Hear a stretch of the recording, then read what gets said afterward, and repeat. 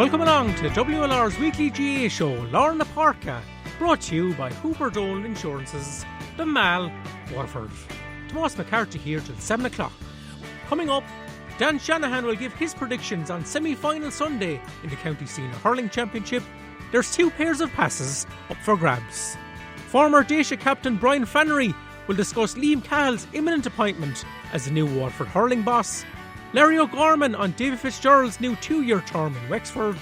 And Games manager Owen Brannock will explain the recent changes to the Waterford development squads.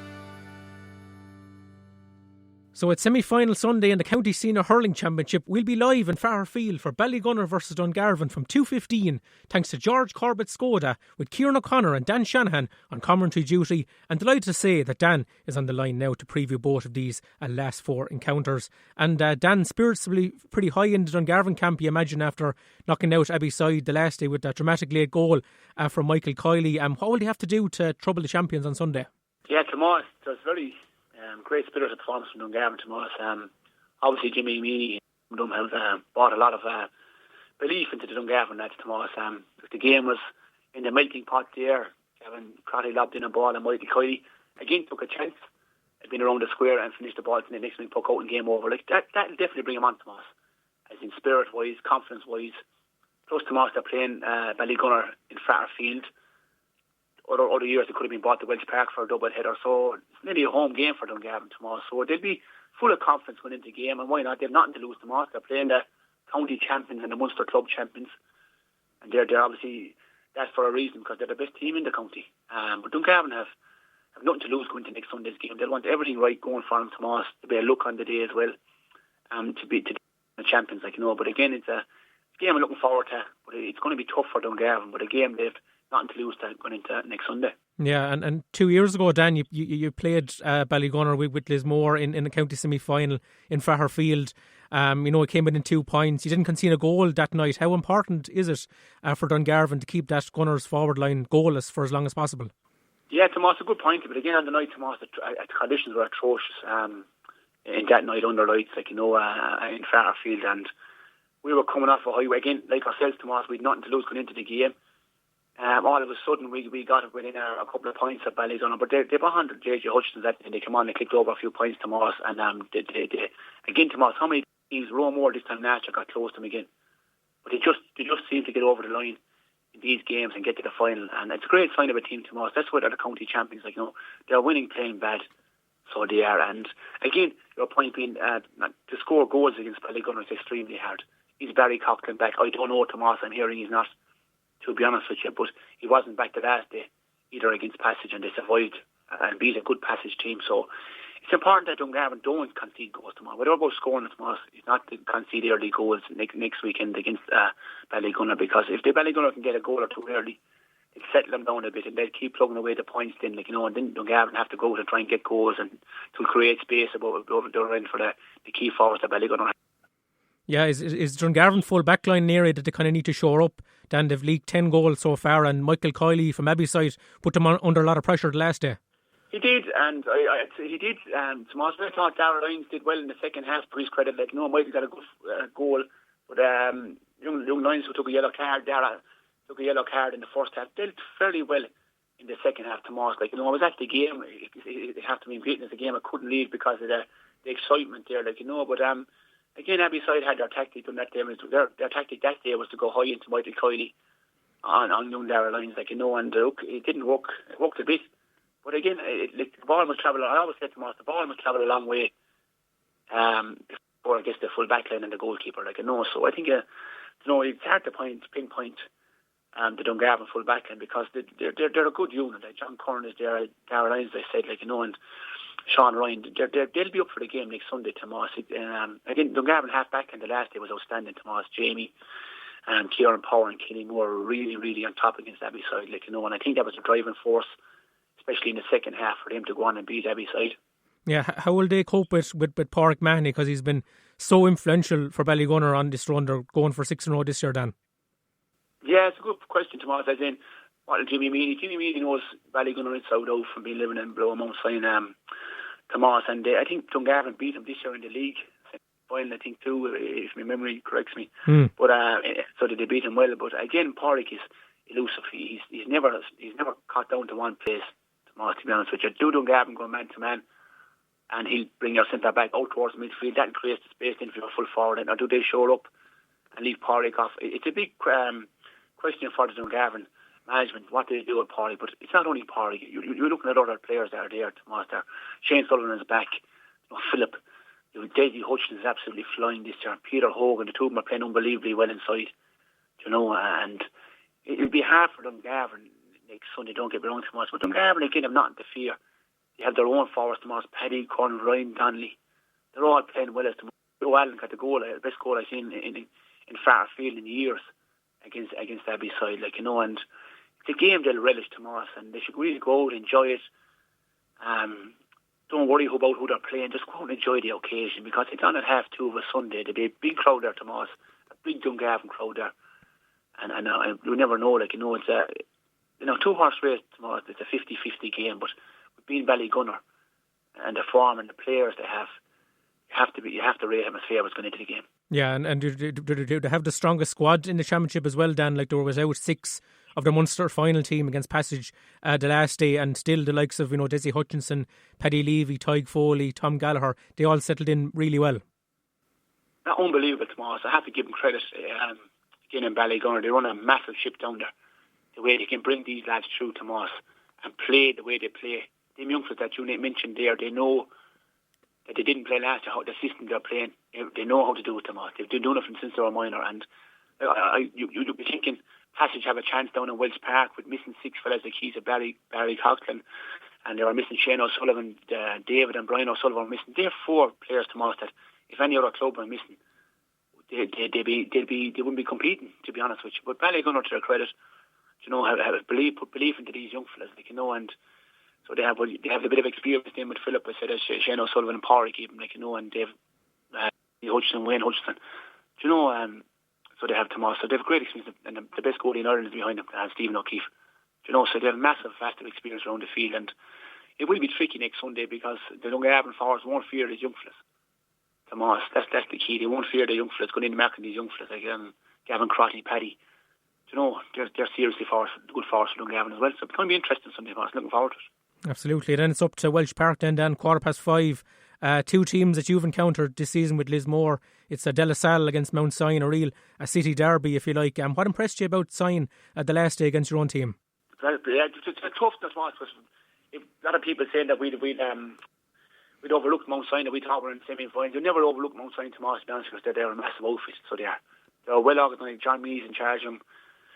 They have a well-organised team. What impressed me the last day was their work rate, their fight for the jersey, Tomas. When the ball they didn't have, they wanted it. That's what impressed me the last day, Tomas, whereas our lads didn't, the Lismore lads, they didn't give up, Tomas, but they just didn't show the hunger that the Mount Sion lads showed the last day. I think Mount Sion, apart from Austin and Midget Roach, they've a lot of average hurlers, Tomas, and they are willing to fight for each other, Tomas, on any given day. And I think Austin is absolutely playing unbelievable stuff, Tomas. He was outstanding against Lismore. He was sick against Clonea, but yet was outstanding. And he's key at Mount Sion. Instead of getting at De La Salle, he's key. Midget Roach again, he was very impressive against Lismore. He was. But they have a lot of other great hurlers too. Young Hoban is there, and Fish O'Neill. They have a lot of good hurlers as well, Tomas, from Mount Sion. Yeah, and it looked pretty solid defensively as well. Dan Peter Penkert held his own at full back, and behind him, Ian O'Regan is still going strong at 36 years of age. Yeah, 36, Tomas. Maybe if I got a game myself, he might have been as strong as Tomas, but that's fun another day. But he made 3 or 4. He made 3 or 4 good saves that day, Tomas. And look, when your luck isn't in, Tomas, your luck isn't in it. And I can't. The better team won that night, so they did. Iggy did his job.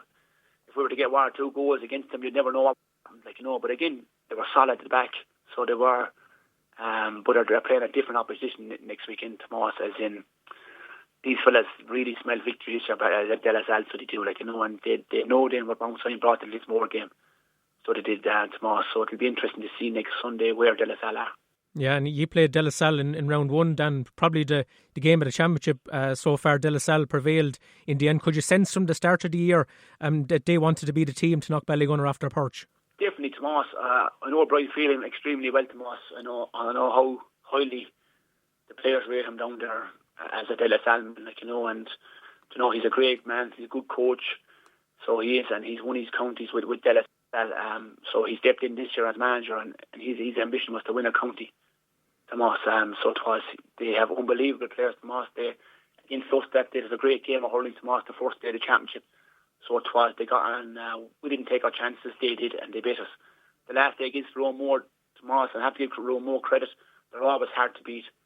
So they are, people saying that De La Salle didn't do this and didn't do that, but Roemore always hard to beat come knockout championship, Tomas. But De La Salle did what they had to do to get over the line, and no matter who Roemore play, Tomas, whether it's a Ballygunner, Lismore, or De La Salle, or anyone, they'll always give them a game because they're very proud of their jersey. And having said that, De La Salle did what they had to do, got over the line, and they're in a semi-final next Sunday evening at 5:30.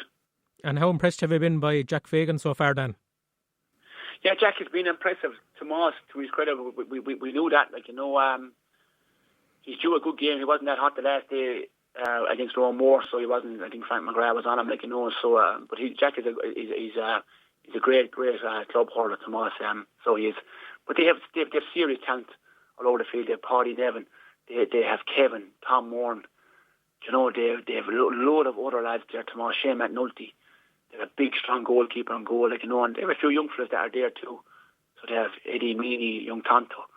The Bull is after bringing these lads together, and he's after mixing a blend of experience, Tomas, and they're going to be hard to beat, De La Salle, Tomas, if they make their matchups right, and there'll be one or two matchups they have to get right next Sunday.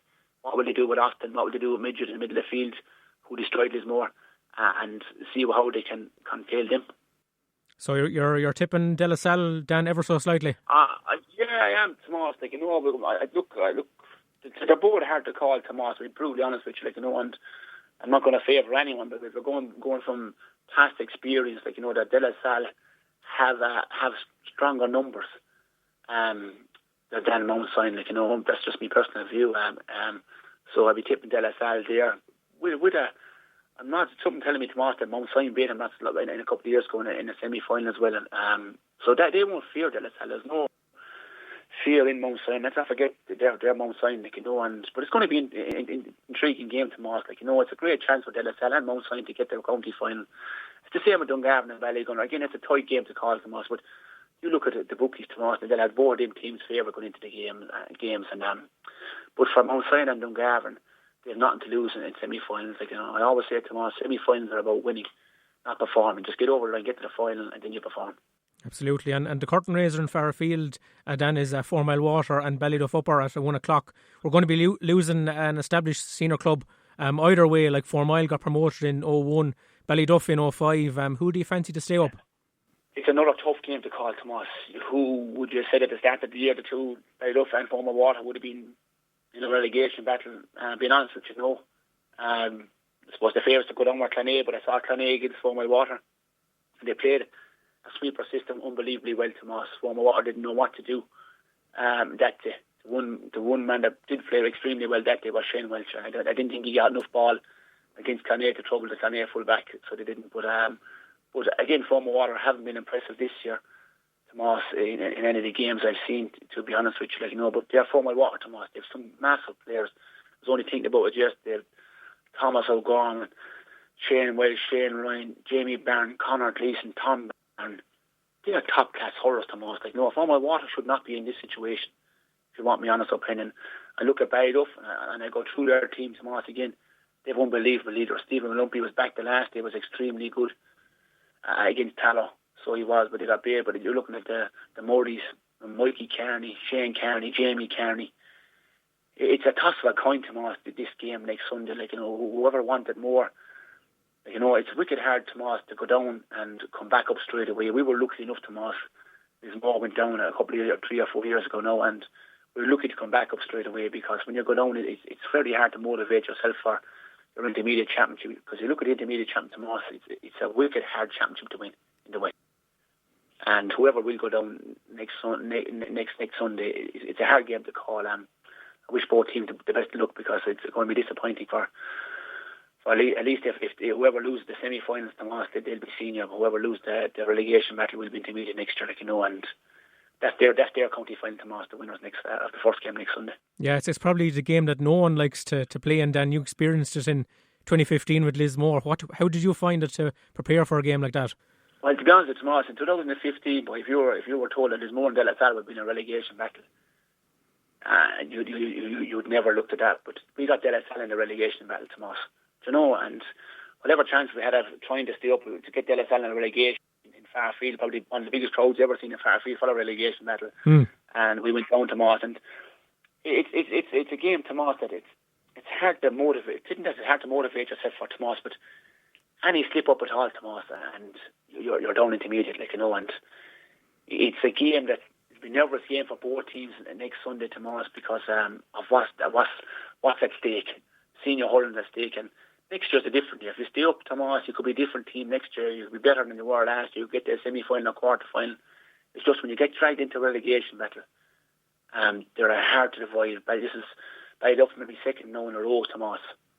And their experience of winning these games maybe might stand to them next Sunday, but sometimes when you're down there all the time, Tomas, your luck runs out too, and you eventually get caught. Well, that's the curtain raiser on Sunday at 1 o'clock from Elwater and Ballydefupper at Fairfield. Just finally, Dan, the All-Star nominations were released this week. Tipperary unsurprisingly lead the way with 11, but Patrick Horgan, TJ Reid, Seamus Callan all in contention for Hurler of the Year, an award you won back in 2007. If you had a vote, who would you go for? Yeah, if I had a vote, Tomas, I suppose, look, I have to go for Seamus Callan, Tomas, as in he scored a goal in every game this year. Correct me if I'm wrong, I think he scored a goal, but I think Horgan has been outstanding, Tomas, for Cork. He's really led the Cork line. The fact that they probably didn't get the semi-final probably won't get him in, get him Hurler of the Year, and TJ's been outstanding, but he really drove Kilkenny on, so he has. But my vote would go to Seamus Callan. He's even when Tipper are losing games, he was still coming in 1-2, 1-3, Tomas, that kind of thing, getting his goal a game and his confidence, and look, he deserves it. Like Noel McGrath, probably unlucky, but he was taken off in 1 or 2 of the games previous in the Munster Championship, Tomas. But for me, Seamus Callan was very consistent all year for Tipperary. Well, Dan, many thanks for your time this evening, and we'll talk to you in Fairfield on Sunday. Thanks very much, Tomas. Pleasure, bye. Thank you. Blue and white. We are blue and white. We are WLR. Well, it's competition time on Lorna Páirce. 2 pairs of passes to this weekend's senior hurling semi-finals. This is a text-only competition. In what year was Dan Shanahan crowned Hurler of the Year? Text your answer, name and the game of your choice to 083 3333 975. Lines will close at midday on Saturday, and the winners will be announced on The Ball with Gavin Whelan. So that's 2 pairs of passes to this weekend's senior hurling semi-finals. In what year was Dan Shanahan crowned Hurler of the Year? Your answer, name and the game of your choice to 083 3333 975.